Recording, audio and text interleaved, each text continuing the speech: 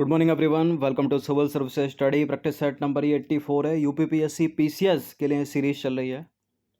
तो प्रैक्टिस करेंगे इसमें हम करंट अफेयर्स के प्रश्नों पर और जीएस के प्रश्नों पर। तो चलिए स्टार्ट करते हैं। प्लेलिस्ट इसका बना रखा है, वहाँ पर आप टेस्ट नंबर 1 से लेकर 84 तक पहुँच सकते हैं। आगे जो भी आने वाला टेस्ट होगा वहाँ तक पहुँच सकते हो। इस टेस्ट सीरीज़ की आप फुल टेस्ट सीरीज़ प्राप्त कर सकते हैं टेलीग्राम से। डिस्क्रिप्शन बॉक्स में नंबर है, उस पर कॉल या व्हाट्सअप कर दीजिए। तो पहला प्रश्न है, हाल ही में जॉर्जिया मेलोनी किस देश की पहली महिला प्रधानमंत्री के रूप में चुनी गई हैं? ऑस्ट्रेलिया, इटली, ब्राज़ील या न्यूजीलैंड? करंट अफेयर्स का सवाल है ये। इसका आंसर है इटली। तो हाल ही में इटली में हुए आम चुनावों में जॉर्जिया मेलोनी ने इतिहास रचते हुए जीत हासिल की और वे देश की पहली महिला प्रधानमंत्री बन गई हैं।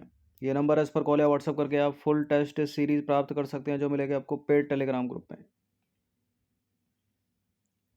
देखिए, इस चुनाव में जॉर्जिया मेलोनी ने पूर्व प्रधानमंत्री मारियो द्रागी को हराया है और जो जॉर्जिया मेलोनी है वो ब्रदर ऑफ इटली पार्टी की नेता हैं।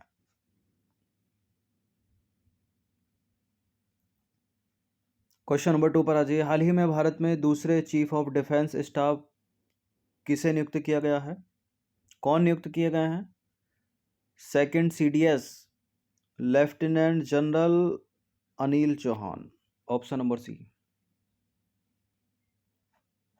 तो हाल ही में भारत सरकार द्वारा लेफ्टिनेंट जनरल अनिल चौहान को अगले चीफ ऑफ डिफेंस स्टाफ के रूप में नियुक्त किया गया है। क्वेश्चन नंबर 3 पर आ जाइए। हाल ही में विश्व बौद्धिक संपदा संगठन द्वारा जारी वैश्विक नवाचार सूचकांक यानी ग्लोबल इनोवेशन इंडेक्स 2022 में भारत को कौन सा स्थान प्राप्त हुआ है?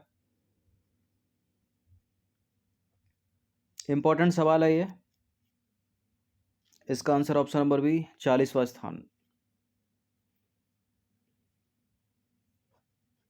तो विश्व बौद्धिक संपदा संगठन द्वारा जारी वैश्विक नवाचार सूचकांक 2022 यानी ग्लोबल इनोवेशन इंडेक्स 2022 में भारत 40वें स्थान पर पहुंच गया है। पिछले 7 वर्षों में देखी जाए तो भारत की बड़ी प्रगति है ये। ठीक है, प्रगति है। जब भारत की रैंकिंग में 41 स्थान का सुधार आया है। ठीक है, वर्ष 2015 की बात करें तो भारत का स्थान 81वां था। स्विट्जरलैंड जो है लगातार 12 वर्षों से प्रथम स्थान पर है और दूसरे स्थान पर अमेरिका है।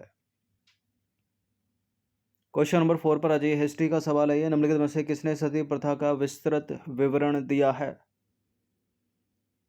क्या है उसका नाम? Fahien, Marco Polo, James Prinsep या फ्रैंकोइस वर्नियर? इसका answer option number A, François vernier.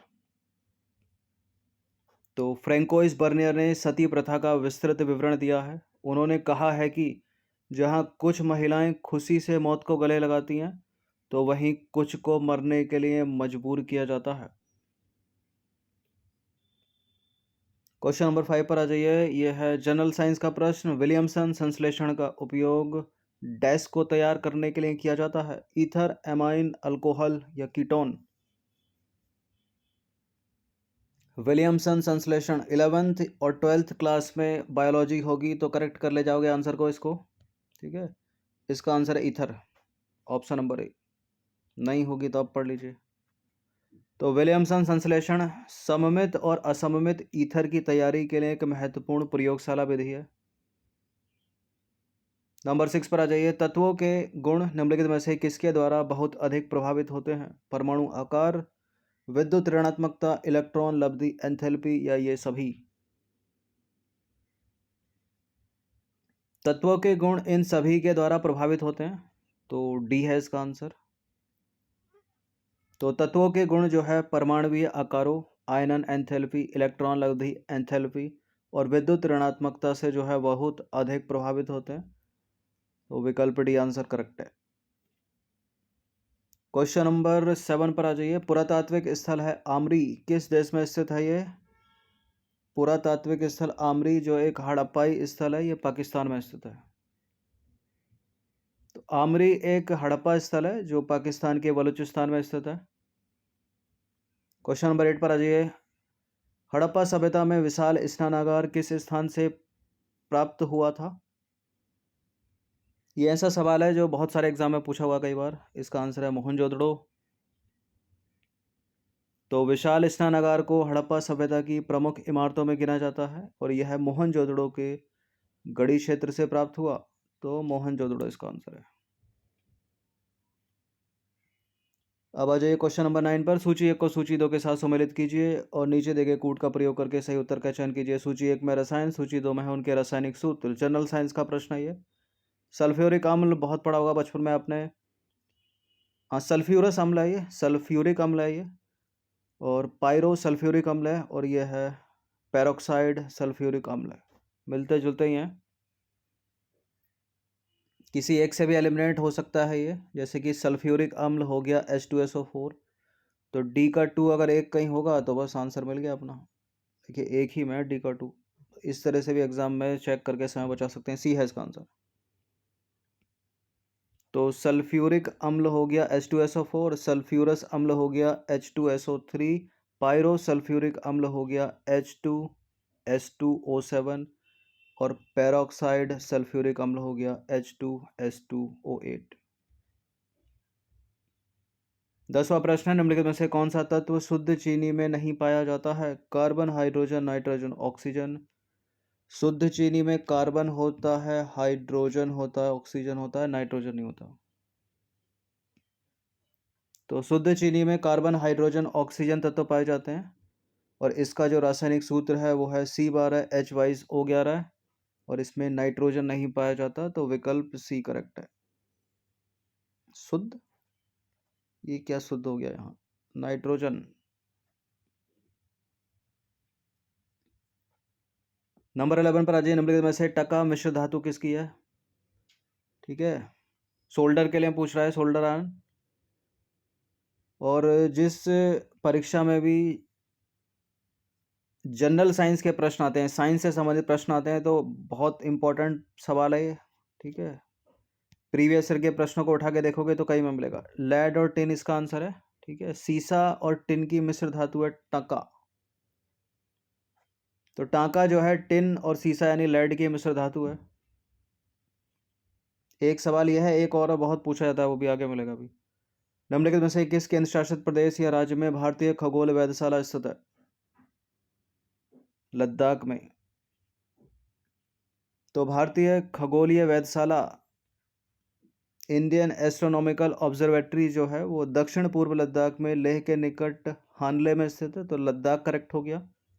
और प्रकाशीय तथा अवरक्त खगोलीय भौतिकी हेतु यह विश्व की सबसे ऊंची वेधशाला है जो भारत के केंद्र शासित प्रदेश लद्दाख में है। और इसका संचालन कौन कर रहा है? भारतीय तारा भौतिकी संस्थान।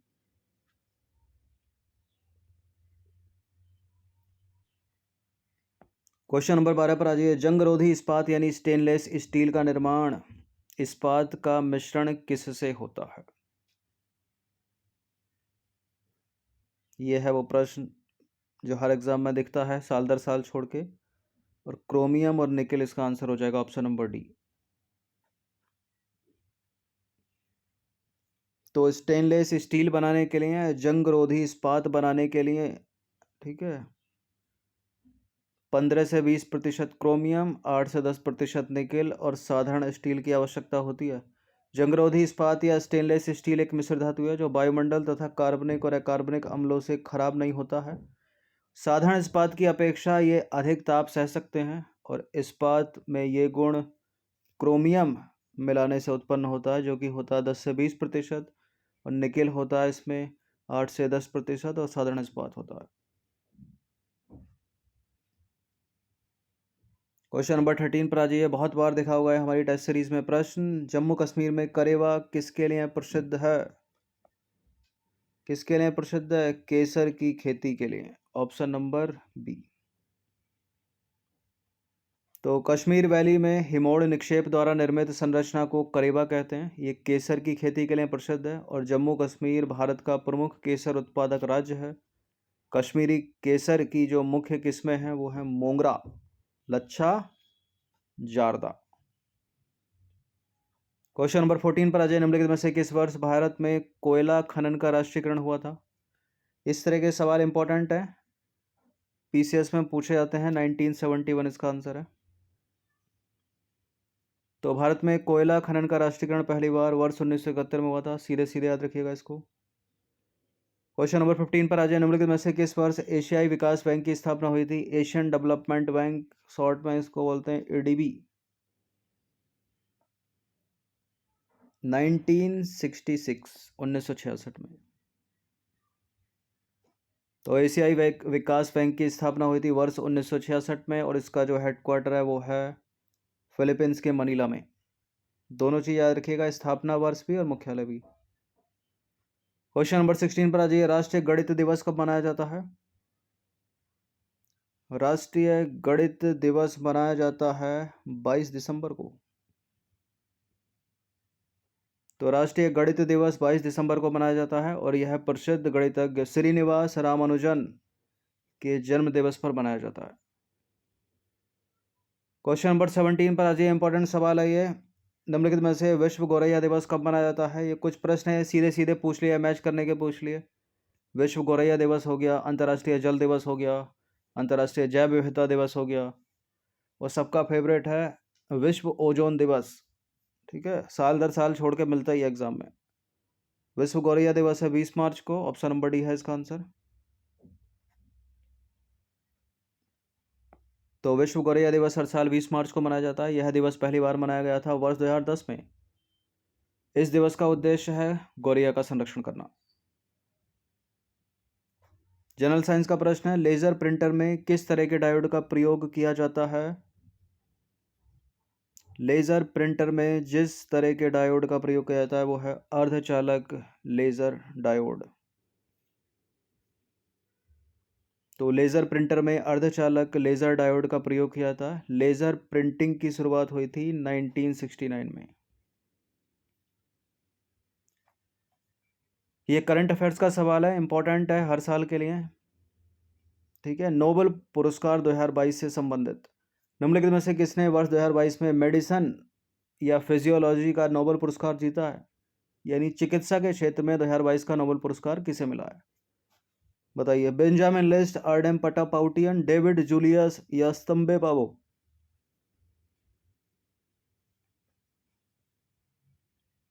स्वंबते पावो। ये सब पुराने नाम है। डेविड जूलियस हो गए, आर्डेम पटापाउटियन, बेंजामिन लिस्ट। ठीक है, ये 21 के नाम है, ये है 22। ऑप्शन नंबर डी स्वंबते पावो। यही पढ़ेंगे ना। देखिए, हाल ही में विलुप्त होमिनिन और मानव विकास के जीनोम के क्षेत्र में शोध के लिए स्वीडिश आनुवांशिकीविद हैं ये स्वंबते पावो को फिजियोलॉजी या मेडिसिन या चिकित्सा के क्षेत्र का नोबेल पुरस्कार 2022 से सम्मानित किया गया है। ठीक है, ऑप्शन में जो 2-3 नाम थे उनको अगर देखें तो वर्ष 2021 के लिए रसायन विज्ञान में नोबेल पुरस्कार मिला था बेंजामिन लिस्ट और डेविड मैकमिलन को। ठीक है, और वर्ष 2021 में तापमान और स्पर्श के लिए रिसेप्टर की खोजों के लिए उनको संयुक्त रूप से दिया गया था। वो थे अमेरिका के 2 वैज्ञानिक डेविड जूलियस और आर्डेम पटापाउटियन।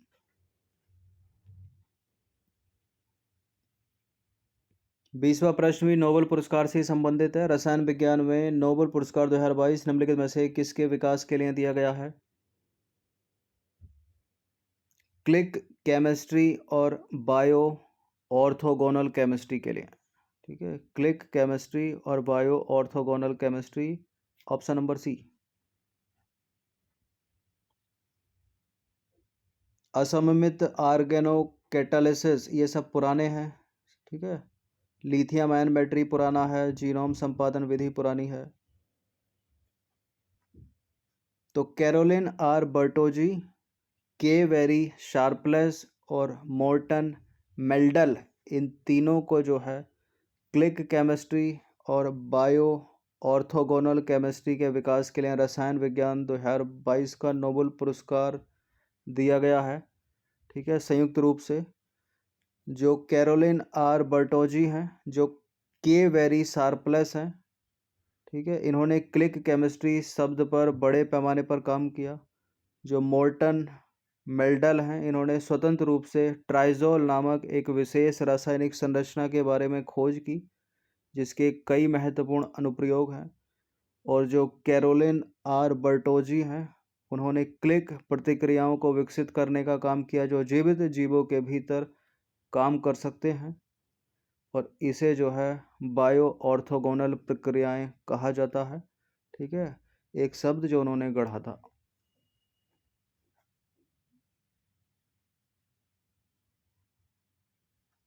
तो केमिस्ट्री का याद हो गया होगा आपको। ठीक है, चिकित्सा का याद हो गया, और भी ऐड कर देंगे अगले टेस्ट में। तो 20 प्रश्न थे, इनकी प्रैक्टिस 1 से 2 बार कर लीजिएगा। जितने भी यूट्यूब पर टेस्ट हो गए प्लेलिस्ट उसका बना रखा है। ठीक है, तो जैसे नए वाले कंप्लीट हो गए तो पुरानों को करते रहिए। ठीक है, इन सभी टेस्ट का PDF भी प्राप्त कर सकते हो पेड टेलीग्राम ग्रुप से। धन्यवाद।